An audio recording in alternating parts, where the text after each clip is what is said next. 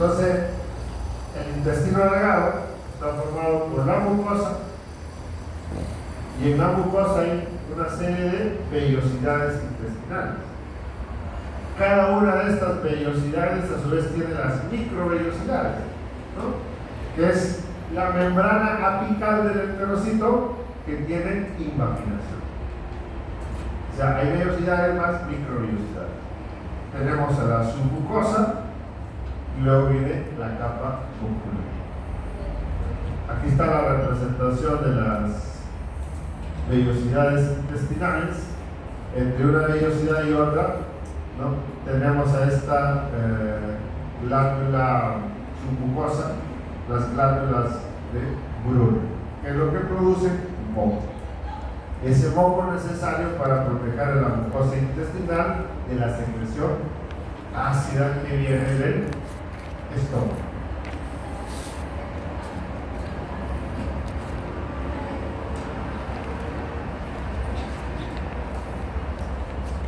Esta es la gráfica de una vellosidad. Por cada vellosidad no hay las criptas del Liverpool, más o menos. Esta es la gráfica. Por cada vellosidad hay 6 criptas del Liverpool. Y en cada una de estas vellosidades, cada una de estas células o los enterocitos tienen microvellosidades. Eso hace que la superficie de absorción del intestino sea muy grande. Es bastante amplio para facilitar la absorción de los alimentos. O sea, no solamente tenemos las vellosidades, tenemos las microvellosidades. Aparte de ello, tenemos los pliegues que normalmente existen en el intestino delgado. Acá está. Miren estos pliegues. Tenemos los pliegues, tenemos las vellosidades y las microvellosidades. Entonces, todo esto hace que la superficie de absorción del intestino sea muy grande.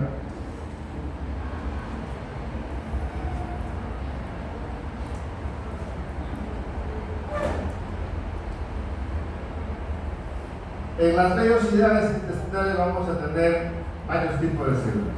La mayor población de células son los enterocitos, y en su borde apical o su borde luminal van a tener las microvellosidades.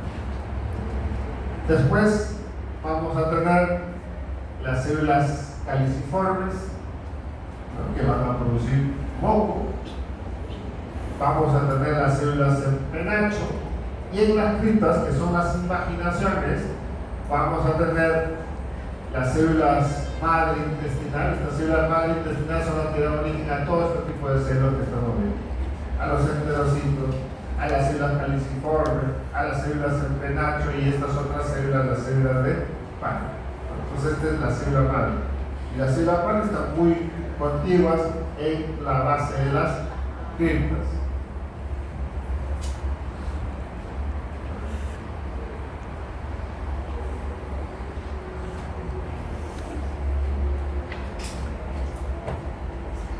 Las glándulas de Brunner son glándulas que están en la submucosa, y lo que van a producir básicamente es moco. ¿A qué responden? A estímulos táctiles o irritantes de la mucosa del huevo. Cuando el alimento llega, y el estímulo táctil va a estimular la secreción de moco.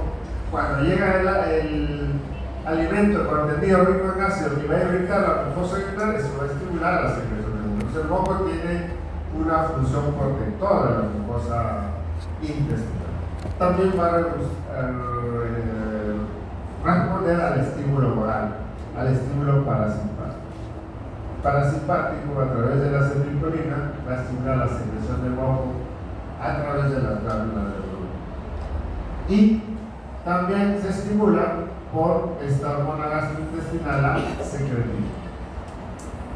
Las glándulas de Brunner no solamente van a producir moco, sino también bicarbonato. Y su función es la misma: proteger a la mucosa intestinal del ácido que viene del estómago. La estimulación simpática, al revés, si el parasimpático estimulaba la secreción de moco y bicarbonato, en cambio el simpático, a través de las catecolaminas, adrenalina y noradrenalina, va a inhibir la secreción de moco y bicarbonato a nivel de las glándulas de Brunner.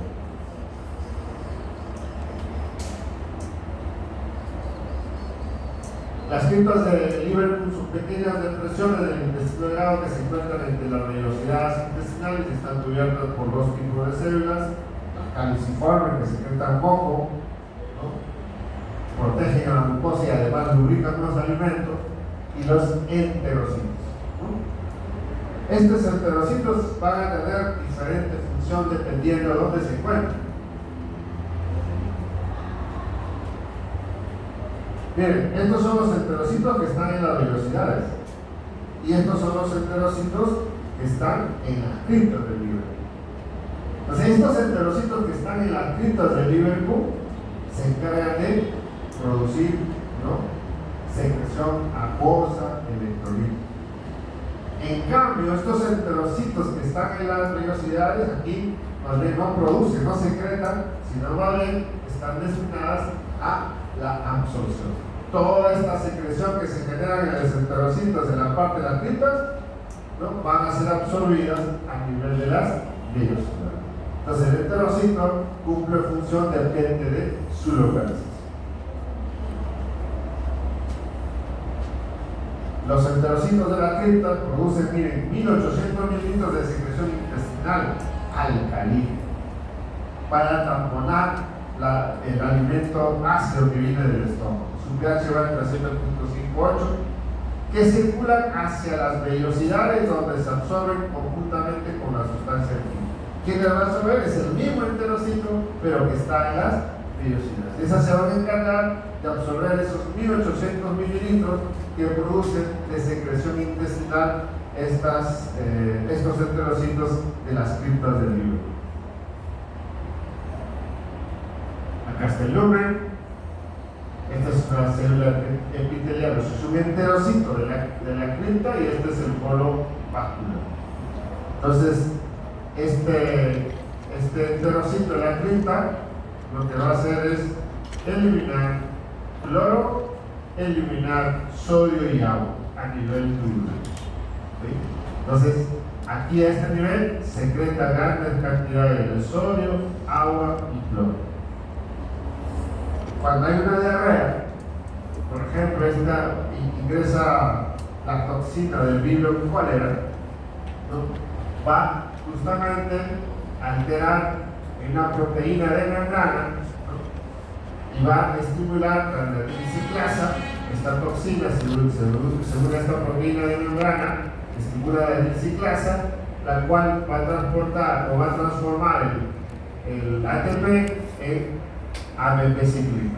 Y esto, ¿no?, va a estimular, va a aperturar estos canales de cloro, y estos pacientes con infección por el Vibrio cólera van a perder grandes cantidades de cloro, agua y sodio. Entonces son pacientes que tienen diarreas abundantes y que puede hacer shock hipovolémico en horas, y muerte en horas si es que no reciben hidratación adecuada. ¿Qué cosa es la digestión? La digestión es la degradación química de los alimentos ingeridos en moléculas absorbibles por acción de las enzimas digestivas del tubo salival, gástrico, pancreático, el tubo biliar, y por las enzimas presentes, pues, y hemos mencionado, en la membrana apical de los enterocitos. La absorción es el movimiento de nutrientes, agua y electrolitos del lumen intestinal hacia la sangre, vía dos vías: vía celular a través del enterocito, o por las uniones intercelulares o paracelulares. Entre un enterocito y otro es el espacio intercelular. Por ahí también pueden absorberse los nutrientes, o a través del citoplasma de los enterocitos. La absorción es favorecida gracias a una gran superficie de epitelio intestinal dada por los pliegues de Kelvin, esos pliegues que ya hemos visto, las vellosidades y las microvellosidades, que aumentan, miren, el área de absorción en unas 600 veces. Esos pliegues, las vellosidades y las microvellosidades pueden aumentar la superficie de absorción hasta en 600 veces. Acá están los pliegues de Kelvin, las vellosidades, y en cada enterocito las microvellosidades.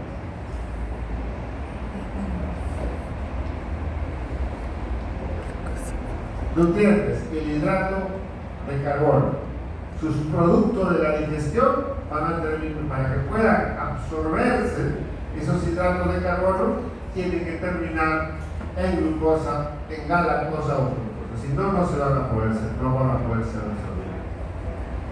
¿Dónde es la absorción? El intestino delgado, ¿no?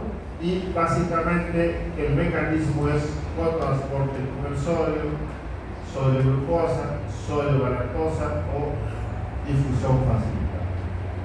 Para que las proteínas sean absorbidas a nivel intestinal necesitan convertirse en aminoácidos, lipéptidos o tripéptidos. Los lípidos se absorben en forma de ácidos grasos, monoglicéridos y colesterol. No solamente absorbemos lípidos, carbohidratos, proteínas, sino también oligoelementos, como la vitamina, ¿no? La vitamina B12 se absorbe en el lípido. Absorbemos fierro, el fierro se absorbe en el duodeno, pero también absorbemos sales biliares y calcio.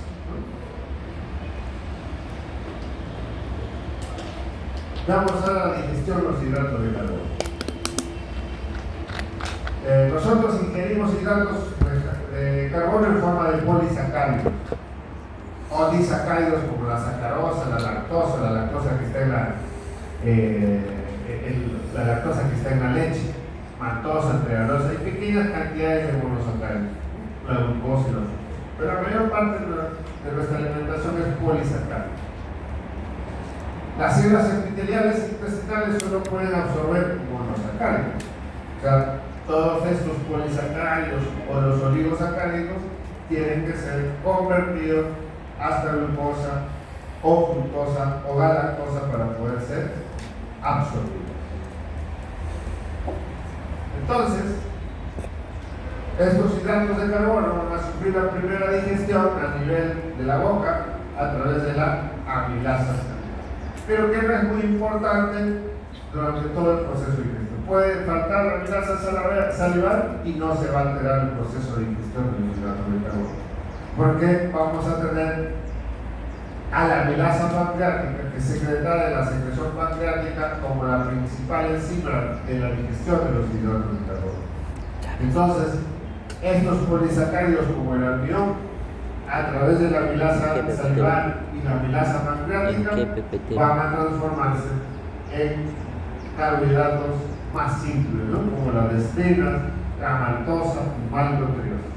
A su vez, estas van a ser digeridas por estas otras enzimas 30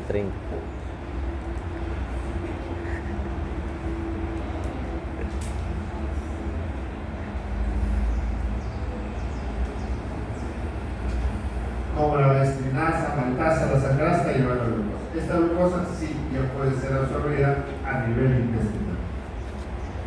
Ahora, la trealosa, la lactosa y la sacarosa, ¿no? A través de la trealasa, la lactasa y sacarosa, estas sí son enzimas que se encuentran en el borde del cepillo, en la membrana del enterocito, que van a facilitar el ingreso o la transformación de la trealosa en glucosa para ser absorbida. La lactosa se convertirá a través de la lactasa en glucosa y galactosa, y la sacarosa a través de la sacarasa en glucosa y glucosa.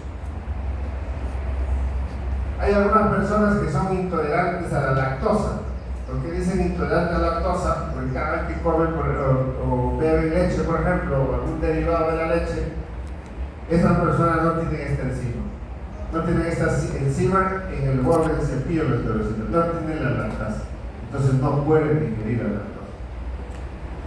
Entonces esta lactosa está en el lúmen intestinal. Primero estará en el intestino delgado, después estará en el intestino graso. Como no es absorbida, ejerce un efecto de ósmosis, genera ósmosis. Entonces va a jalar líquido del intravascular hacia el lúmen intestinal y va a producir diarrea. Entonces, por eso es que todas las personas intolerantes a la lactosa, porque no tienen la lactasa, cada vez que consumen leche o algún derivado, se vienen en diarrea. La diarrea siempre es postprandial, o sea, después de comer algo. No solamente puede ser la lactosa, también podemos tener Algunos pacientes vienen diciendo cada vez que consumo caramelos, bombas de mascar, los chicles, cada vez que consumo me viene diarrea. Porque estas golosinas tienen el sorbitol. Este es un carbohidrato también que no la pueden digerir porque no tienen la enzima, entonces genera ese efecto de ósmosis y viene diarrea. Esa es la famosa diarrea osmótica, por falta de absorción de un determinado nutriente, usualmente un carbohidrato. Entonces los carbohidratos se absorben con cotransportadores que gastan energía, entonces es un transporte activo. Así la glucosa se transporta al interior del enterocito a través del cotransportador sodio-glucosa. Acá habrá otro cotransportador sodio-galactosa y la fructosa sí se absorbe por difusión, no gasta energía. Y luego todos estos glucosa, galactosa y fructosa van a pasar a la sangre.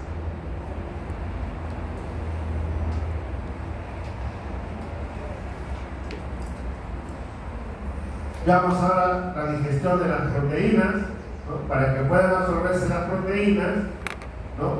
Tienen que transformarse aminoácidos dipépticos o tripépticos. Entonces aquí van a participar dos enzimas, las endopeptidasas y las exopeptidasas.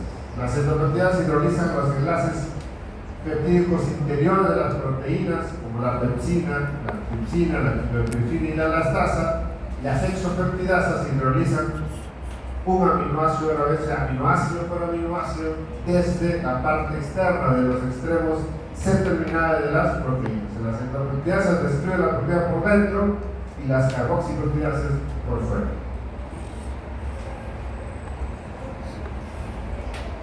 Entonces, cuando comemos proteínas, ¿no? Lo primero, el metabolismo, la digestión, principalmente va a iniciar en el estómago, ¿no? A través del pepsinógeno. Que este pepsinógeno es una enzima inactiva, tiene que activarse. ¿Y cómo se activa? Por el pH ácido del estómago y se convierte en pepsina, que tampoco es esencial en la digestión proteica. Puede no haber pepsina porque la principal enzima para la digestión de proteínas es la secreción pancreática. Ahí tenemos al tripsinógeno, entonces en el intestino delgado por la secreción pancreática. En su forma inactiva se tiene que transformar en la forma activa, y eso lo hace a través de una enzima del borde del cepillo, la enterocinasa, que está en el enterocito, en la membrana del enterocito, y lo que va a convertir en tripsina. Y esta tripsina que se transforma a partir del tripsinógeno es la que va a activar a las otras, ¿no? Al tripsinógeno, al tripsinógeno, a la proelastasa, a la procarotina, y las va a transformar en su forma activa, listas para digerir a la proteína.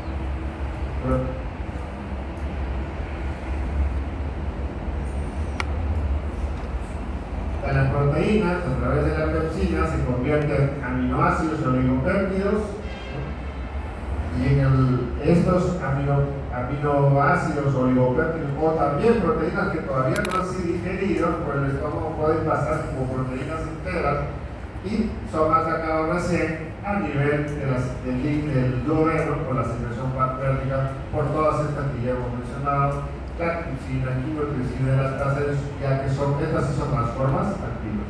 Y van a convertir estas proteínas en aminoácidos y péptidos y tripépticos que están listos para ser digeridos. Y a su vez, en la membrana del enterocito hay las enzimas necesarias para poder absorber estos aminoácidos. Entonces, a nivel del enterocito, los aminoácidos también van a entrar dentro del enterocito en cotransporte con eso. O sea que hay un cotransportador sodio-aminoácido que gasta energía, y acá hay otro, el cotransportador hidrogeniol, dipéptidos o tripéptidos. Estos que ingresan como dipéptidos o tripéptidos en el citoplasma del enterocito van a convertirse a aminoácidos, y estos aminoácidos van a pasar a la sangre. Pero también directamente un pequeño porcentaje de los dipéptidos y tripéptidos pueden pasar a la sangre directamente, sin convertirse en aminoácidos.